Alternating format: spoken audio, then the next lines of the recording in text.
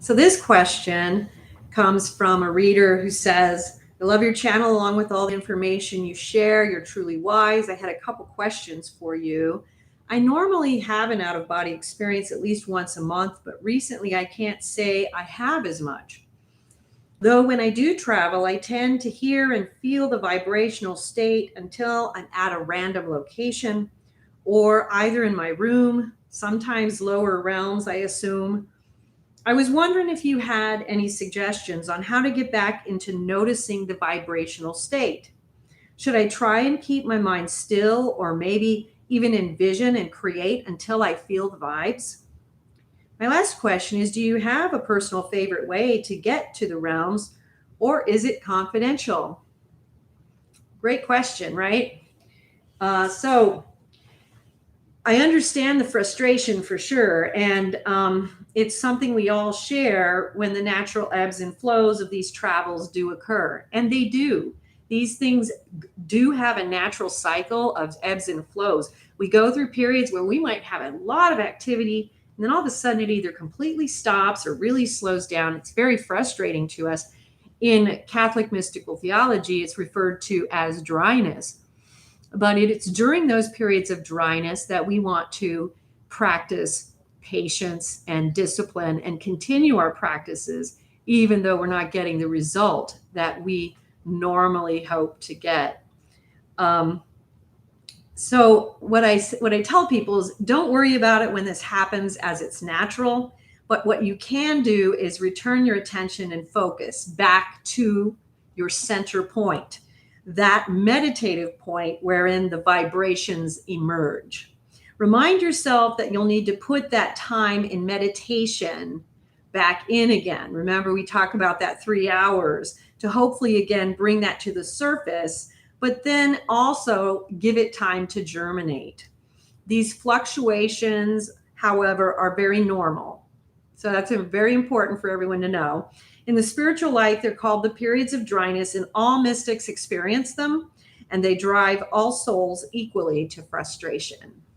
Once we have tasted of the out of body state, we cannot help but want to go back. So we all want to do that.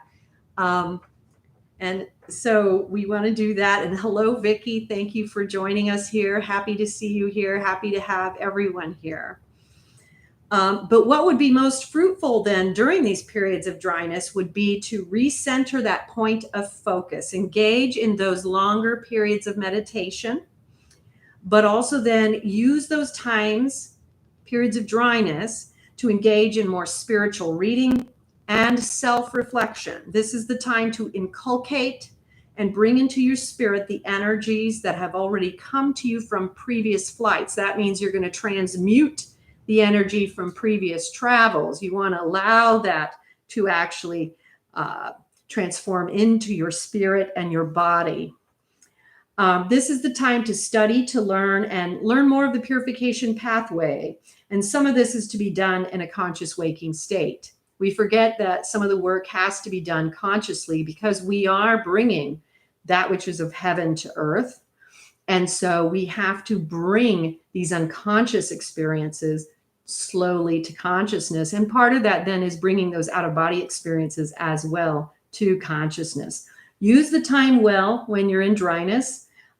Prepare for the next phase of the spiritual journey, which will again begin and the acceleration will again commence. Oftentimes when you have the period of dryness, you may be expecting another acceleration to come, because when you go through the dryness, it's this ebb and flow, and there's activity, and then it ceases because all that activity is processing through you. And once that processing is done, it can sometimes even hit in a big, sudden, surprising way. And all of a sudden you're like, wow, we've just gone to the next level.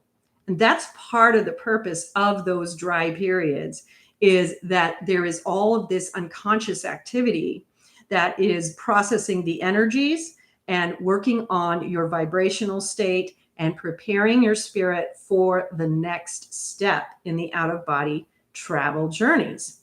So all of that is fantastic. And Vicky is asking a question. Can you confirm that what appears as a vivid dream to real to be dreamlike is some form of OBE? Sometimes that is the case. Usually it is more likely the case if it is a very highly spiritual dream. People can have very vivid dreams that may not have any meaning, that can be all over the place. But if you have something that is highly instructional and highly spiritual, that can definitely be a less conscious experience of an out-of-body adventure. So that can happen, absolutely, because not every soul will experience out-of-body travel the same. We will experience it in different levels of consciousness for every one of us. So, and some of us will experience it through lucid dreaming as we move closer to having fully conscious out-of-body experiences. So that's also normal.